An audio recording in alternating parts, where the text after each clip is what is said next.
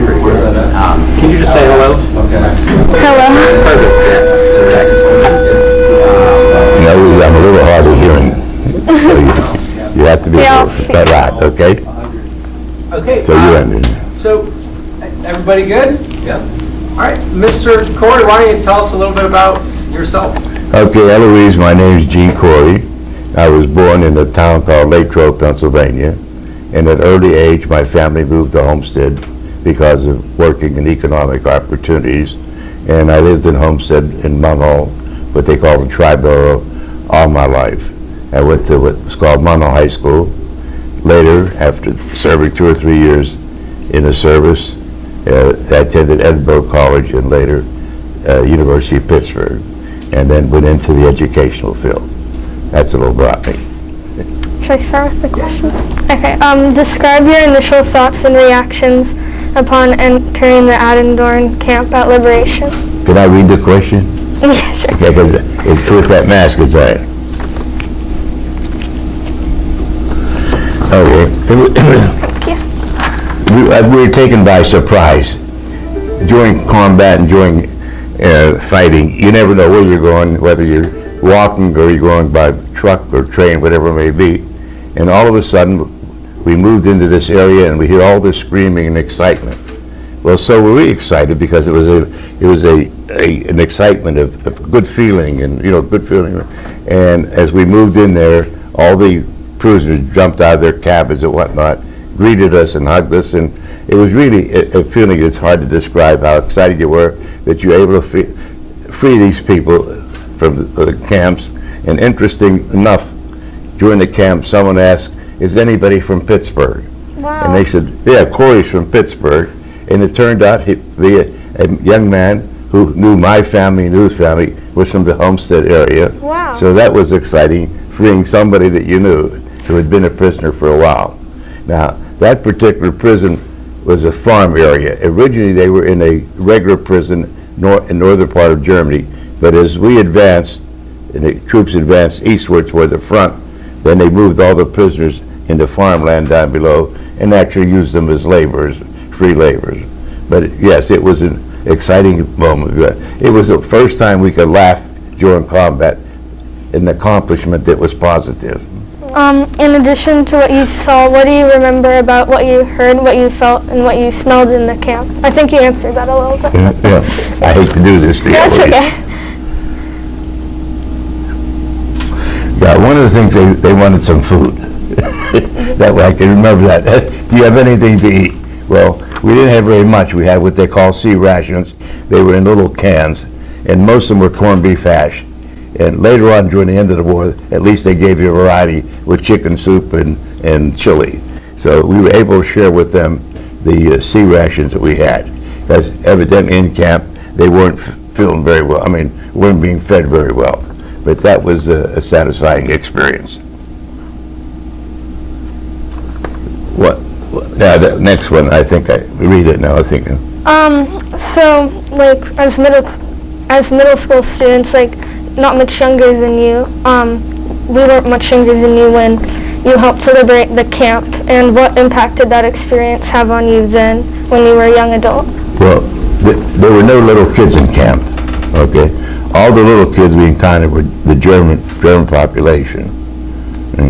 And in one case, I still get a little nervous about it. In one case, we came a young man on the river banks of the Rhine River, and it was obvious that he wanted to get across in a rowboat to get across the river to alert the German troops over there.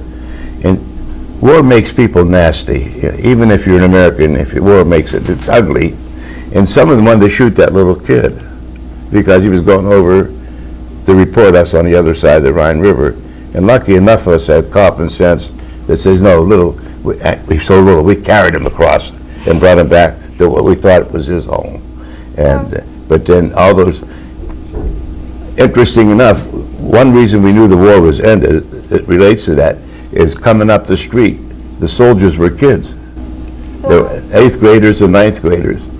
We knew they were so desperate they were reaching the high school and junior high school level for replacements. That was the first sign we knew the war was coming to an end. Wow. How has that experience of liberating a camp and any other experience during your time serving in Germany affected your life since?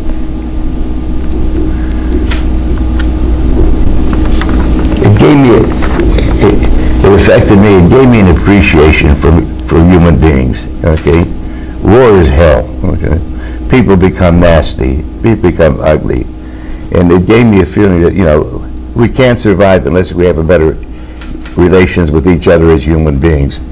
And always remember that that I respect everybody as individual, race, color, creed, or whatever, enemy or friend. We're humans, and that feeling I got for people was part of that experience. That's really powerful. What is the most important lesson you want me and other young people to learn from your experiences?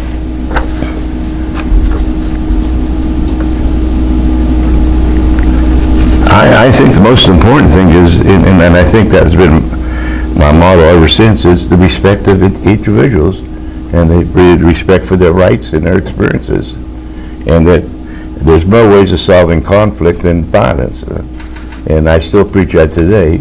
In all my experiences, I try to overcome the violence that existed through communication, and through relationships, and those kinds of things. Right. Mm-hmm. Did you ever talk about what you witnessed with your family? And if not, why not? And if yes, how was the information received and how did they react?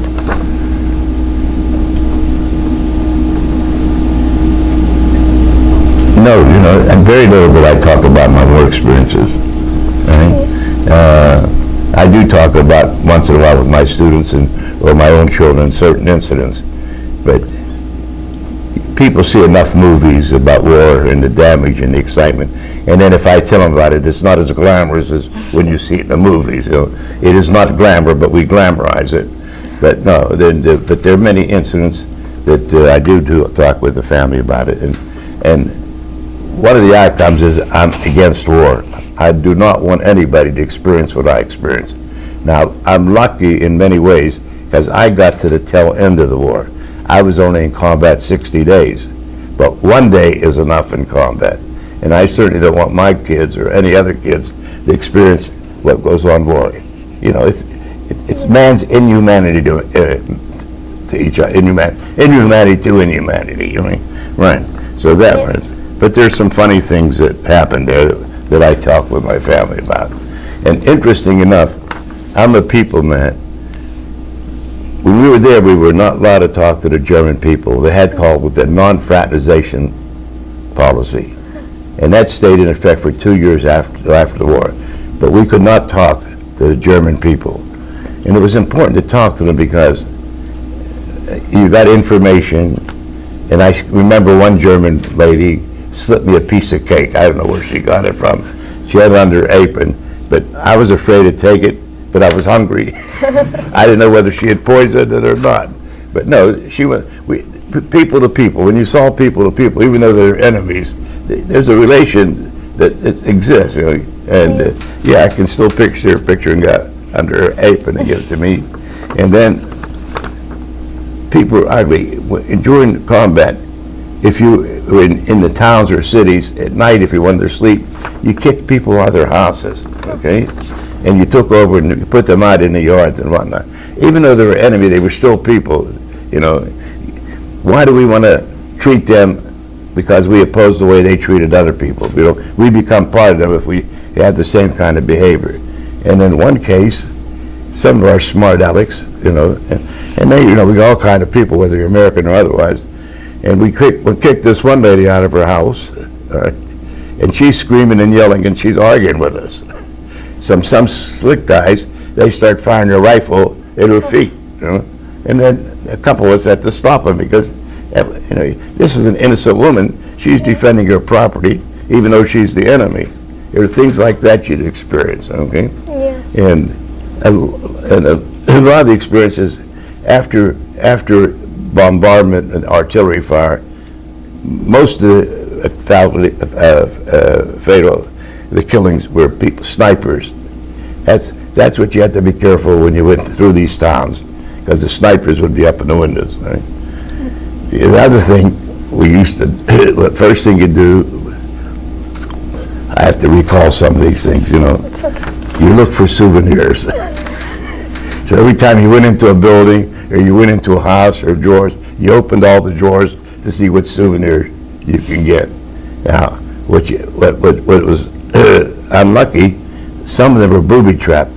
The Germans knew that you're going to be searching their houses for souvenir, and if they pulled the drawer out, it'd be an explosion. We had 2 young men hurt pulling the drawer out. So what you did was you got a piece of string, tied it over there to the drawer, stayed 10 feet back. Okay, right. We had a term for looting and tooting. You've heard that. Yeah, we looting and tooting. That's what happened during those times. Okay, and many other times you were so hungry. I don't know if I'm going off script or not. That's okay. Other time you were so hungry that in the towns there was no food. All the stores, there was nothing in the foods. We always wanted to stop in the farms because they always had chicken and eggs. So we always had chicken and eggs were in the farm. Now, sometimes we never got a chance to cook the eggs, and sometimes we didn't have a chance to cook the chicken because they said, let's go, we're all going to want to move. And you probably may have seen this in the movie, but we used to put our eggs, if we were running, in our helmet, just maybe the next place over we could cook them, break them up. Right, and the chicken, we'd eat half chicken that was half cooked, because you know when you were going to move. I mean, so yeah, that was one of the most difficult things. And then you very seldom got a chance to sleep. All right, the ugliness is and the uncomfortable is the one time we were in the cemetery, and we had to bivouac in the cemetery. Now it's snowing and snow outside. There are no tents. Meantime, the cemetery scared me. The fact that the Germans were on the other side, that scared me. We're all cold. We had to sleep together and bundle together on the ice, on the snow. So those were the uncomfortable things that we experienced there. Right? Yeah. And, you know, it's interesting. It's hard to describe that. Once towards the end, the Germans were surrendering by the thousands. You know, he almost became a hero because one person was capturing hundreds of soldiers, German soldiers. But they knew the war was over and they gave up. And then you interacted with them, and then you sit and wonder, well, yesterday and today they were my enemy. You know, are they going to shoot me or am I going to shoot them? It became very confusing. Yeah. So. Yeah. Thank you. You mentioned this already, but did you come into contact with any of the perpetrators? How did that impact you? And the people, I was just telling my son that one of the interesting things, you know, we read about war and we talk about war, but unless you experience it. For example, when I was in school, we talked about displaced persons, but that meant nothing to me. The term didn't mean anything to me. Look, when we were there, and as we freed each community, we located a lot of camps of displaced persons. These were persons that the Germans brought in, basically slave laborers, all right? So at one point we're in the truck, and all of a sudden, hundreds of people, and I'm exaggerating a little bit, 50, 60 people jumped on the truck. Well, we panicked. We thought we were being ambushed by the Germans. Here it was the displaced persons that got released, and they're the ones that told us that Roosevelt died. We didn't have that communication. How these displaced persons that Roosevelt died, I have no idea. And the second time we got jumped on, they told us the war was over. How the displaced persons, what system of communication had, I have no idea. Okay, but certainly, and as I repeat myself, the biggest dangers when you're in combat are the snipers. And then you bond with your own people. You become brothers.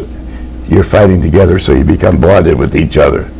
And it was actually, as much as we wanted to get out, it was hard to break our relationship with our fellow comrades. Okay? Yeah. All right.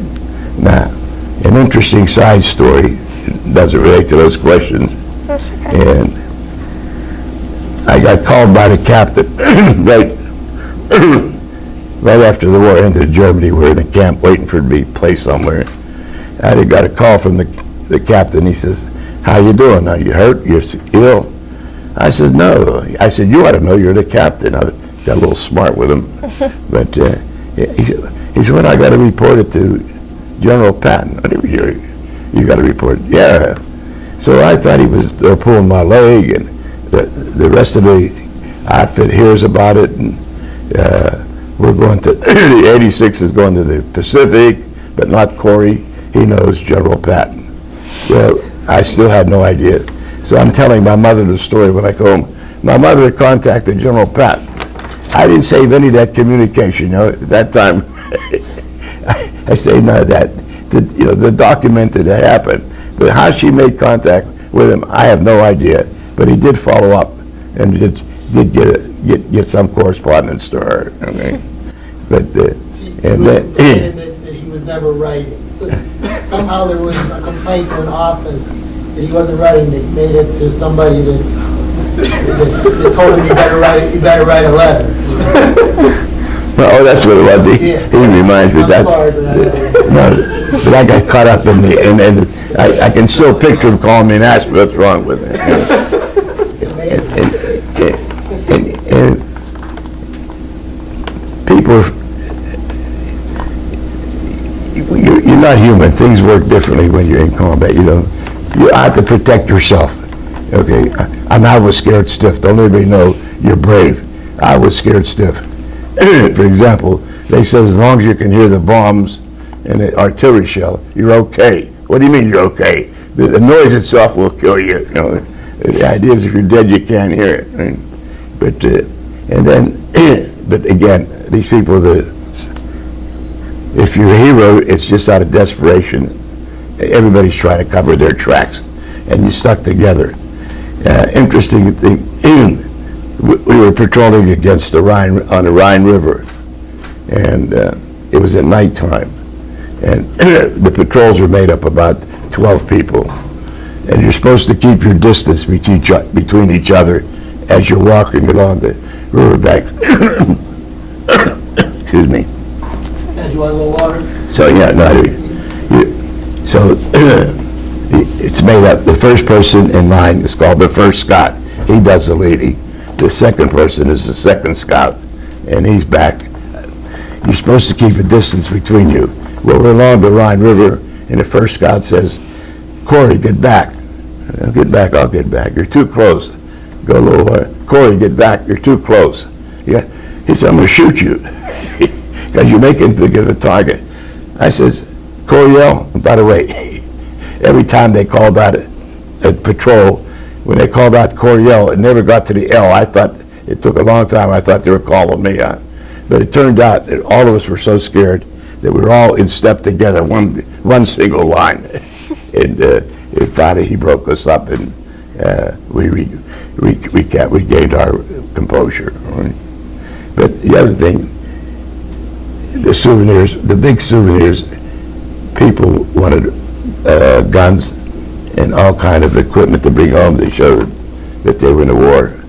And everybody had a gun. They were like little kids. When there was no action, they'd play cops and robbers or cowboys and Indians. See who could shoot the fastest, or pull out the.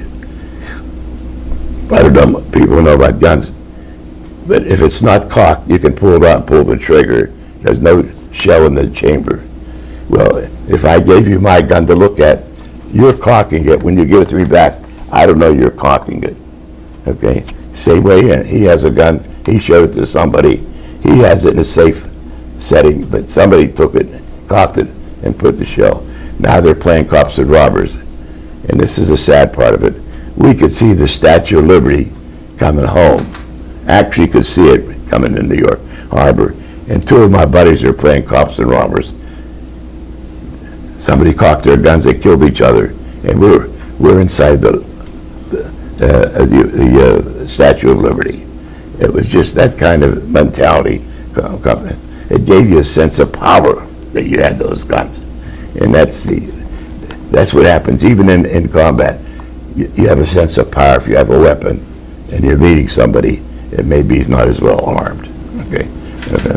Right. And then they brought us to the United States for 2 weeks. Then they shipped us to the Pacific to the Philippine Islands. So remember I told you the 60 days only in Europe, that was at the tail end of the war. So we're heading over ready to invade Japan. And the rumors were a big part of the Army life. You didn't know whether they were true. How they started, I don't know.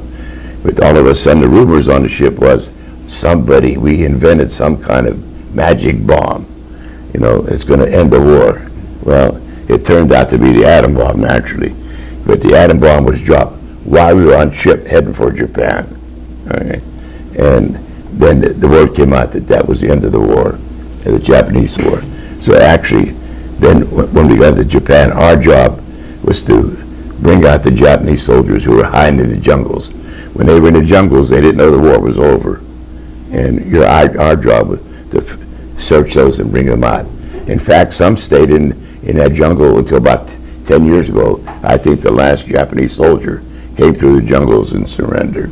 But he was in the jungles and he integrated with that community so much that he became part of it. He was able to survive there.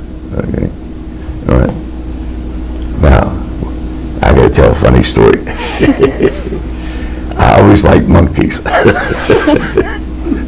So, while in the Philippines, one reason I like the Philippines, to digress for a minute, we know we could eat because there was always food on the trees. That was the advantage over being in Germany, because Germany had the climate we had. There was nothing to eat in the wintertime. So I did get a monkey for a pet, okay, and called him Jimmy.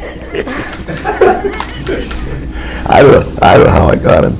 So I gave him a banana, and he wouldn't eat the banana.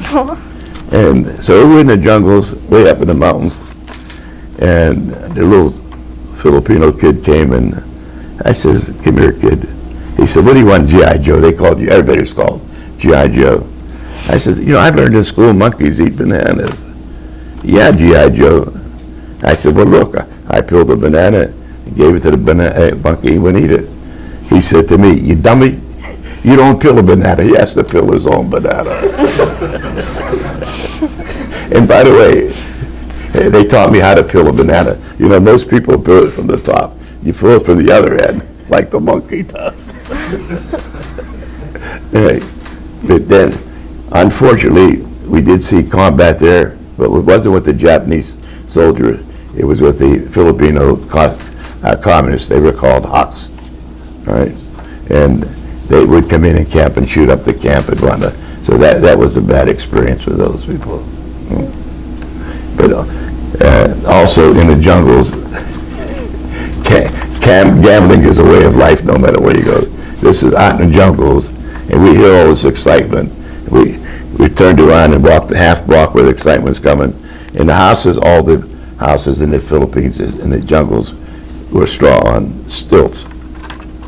This lady had a gambling wheel. She was operating a gambling casino out in the jungles. So I guess that is, part of human nature. People want to gamble, right? Right. But it's hard to see. Anyhow, I'm making a joke out of it, but it's an experience I don't want to ever do again. I didn't come across any concentration camps, but I did come across individuals who were starved to death and their legs were that thin. But see, I'm a kid. I'm only 17, 18 years old.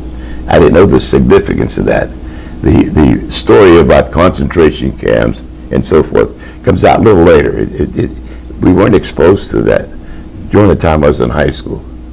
Okay, we knew he was persecuting Jews, but somehow the concentration camps, that story didn't get to us. And these would be individuals, and it was sickening to watch that their legs and were that thin. That was heartbreaking. Mm-hmm. Yeah. Do you have any questions left on your paper? Okay, well, why don't I take that? Do you have any other questions, and I can help relay them if I don't think so. Okay.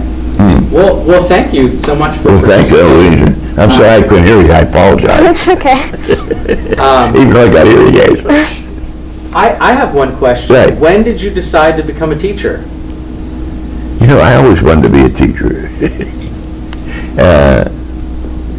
Because I had a beautiful staff at Mount High School, and I learned so much from them. And So but I went into the mill. The mill you made money in the mill. You know, you only had one parent working when you worked in the mill. And interesting enough, the GI was available to us, but during the time I was in high school, our parents were low income. We never had any dreams of being able, only the rich and the extra smart go to college. So when I came out, I didn't take advantage of the GI Bill. I went to the mill in Homestead Structural, and there was, they call the hotbed. When the steel cooled off, it curved up. One of them slided and just missed my hair. Just missed my head. And I said, wait a minute, I'm going to take advantage of GI Bill rights. And so I went to what they call Alliance College, and it no longer exists, and kind of in business administration. And then Edinburgh was not too far away, and somehow I was very attracted to it. And I went on to Edinburgh to become a teacher, okay? And you retired as a principal, right? Right. And, you know, you never know how fate plays a part. It's interesting. Right after we graduated Edinburgh, I had a very exciting experience. I taught in a country school. I had 6th grade on one side, 7th grade on the other side, teaching all subjects, okay? I was so confused, I have a guilty conscience. Those kids, I must have destroyed them. I mean, it's unbelievable. And then in this country school, this is before TV. I mean, these kids were country, okay? PTA we canned foods for the cafeteria. That's what we did at PTA meetings. Square dancing was Friday night, all right? Nobody wore jeans. I mean, these were, but you put your schedule, those doors now, the old doors had the bigger window. Half the door was window. You put your schedule. You're teaching 6th grade reading at such a time. You're teaching math at 7th grade at such a time. Music. Every time the supervisor came, I was scheduled for music. I can't carry a tune. He was going to rate me unsatisfactory. I'm telling reading, writing, arithmetic is more. So I lasted there on 1 year. You know, it was, I think of it often, and I know if I couldn't go back there, I know what I've done. I'd have taught reading to everybody at the same time. I'd have taught science at the same time, and then dealt with individuals. But I was trying to do everything separately. And this group over there is listening to what you're doing. It was very, very, very confusing, right? And then when the janitor was off, I had to take care of the furnace. Oh yeah, and then I had to sweep the floors. And I could see my paycheck. It was pitch dark in the country. We had a PTA meeting, and they gave us our paycheck at the PTA meeting. I could still see $180 for the whole month. It was pitch dark. I could hardly pay. I remember what. And I know if I'm boring you right now, but no. So anyway, make a long story short, I left there. I came back. I applied for jobs in suburbia. But suburbia, you needed political connections, all right? And I didn't have the political connections, right? So I stayed out for a year and went back to the steelworks. So I'm loafing on the corner after one day, and someone says, "Khorey, what's your status?" He said, "Oh, you got a job teaching?" I says, "No." He said, "Why don't you apply to Pittsburgh schools?" I says, "I don't qualify." At one time, to teach in the Pittsburgh schools, you have to have 3 years experience in suburban schools. He says, they waived that. They don't need that anymore. And that's when I applied for the schools. And it was, in those days, the Pittsburgh schools were these schools. They were the Fox Chapel schools, Pittsburgh, not the suburban schools. And so I applied there, and you went through a process and be placed on a eligibility list. And interesting enough, I was assigned to the first all-black school in Pittsburgh. It was called Heron Hill. Pittsburgh was all white except for Heron Hill. And that was a new experience. Although I'd worked with black people and known black people, I didn't have that much experience. But it was the first all-black school. Okay. And then, naturally, you're low man on a totem pole when I got there. And by the way, I taught with the first black teachers in the city schools. All right, up until my time, there were no black teachers. And being low Manitoba, I got cafeteria duty. Well, naturally, if you're an educator, you don't want cafeteria duty. But I didn't want. But I took advantage of it because that was your best training for administration. You saw the whole school. You got to know everybody. So it paid dividends, when I became an administrator. Right. One other interesting thing about the Heron Hill, it was the beginning of the movement from the South of blacks. Yeah. And we had a lot of students that had gone to black schools. And they had no idea what a school was like. I asked a kid to go to the pencil sharpener. He went to the thermostat. He had no idea. That was the kind of experience you got from the South, okay? Yeah, that's how far back they were. Right. Eloise, your great-grandfather served in World War II, you were saying? Yeah. Yeah, and where do you know any stories about where he was? Yeah, he was in the Air Force, and his job was he went back and forth from the American base, I think, and went over Japan to drop bombs, but he didn't make it back because his plane was shot out of. So was this your maybe great-grandfather's brother or great-grandma's brother? Or? No, yeah, it was my grandma's dad. So Your yeah. grandma's dad. Wow. Yeah. And he didn't come back. No, he didn't. Yeah, my grandma was like 9 months old at the time, I think. Yeah. Can I say one thing? Please. And just, you could share maybe that Eloise asked about you being so young and the impact of the war, and they may be interested to know that what happened to your father. Oh, yeah. Well, two more things. One of the saddest parts, when someone was killed in action, his closest buddy had the responsibility to write the home of the family of the person who was killed. And there were a couple of times, they were only in combat one day, and nobody knew they were. Nobody in the Army, and yet when they were killed, we had to fake a letter to the family, okay, to show actually what had happened. Right.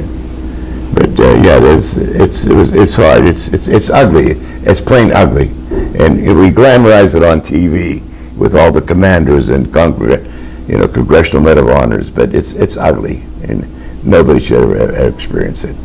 Well, just watch a little bit of violence on the street. How much violence could you see on the street, and multiply that by 100 times? And it's, we're still barbaric in some ways. Then you heard your dad. Oh, my dad. Yeah. Oh, yeah. Different. Well, the hardest part for me, my dad died was on the service, and I was in California, and they would not let me come home because we were on the train ready to go to the European. So that was hard. Meantime, I was going to go AWOL. I don't know how I was going to go AWOL in California. You didn't have airplanes in those days. It would take me all year to cross country, but it was very upsetting that they wouldn't let me come back for my dad's funeral. So that was a very low point in my life. Right. And you said you were 17, was it? I turned 18. If you turned 18 during the first semester, they pulled you out of school in the Army. You didn't get to graduate. I turned 18 in March. They let me finish. I finished June 5th, June 6th. We're on the train, drafted. Right? So I was lucky, at least I got to see graduation. But a lot of my friends, they were 18 in the first semester. They were just pulled out. And you meet all kind of people in the Army, from the most intellectual to the least intellectual. Right. Well, thank you for having me, and I do some. Thank you. Right.